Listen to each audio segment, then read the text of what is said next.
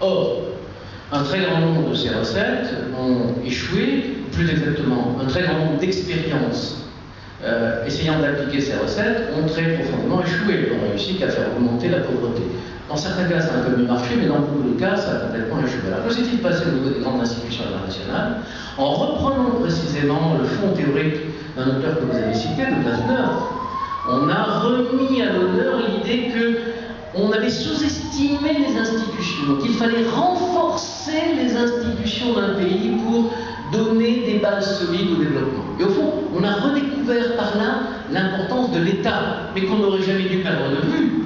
Parce qu'effectivement, tous les pays développés aujourd'hui, alors avec des degrés divers, sont des pays où on a eu des processus de construction de l'État, d'une administration, d'une justice solide, et il ne peut pas y avoir de développement économique, par exemple, si vous n'avez pas de règles de garantie judiciaire de l'activité privée. Donc les institutions politiques judiciaires sont au cœur du développement.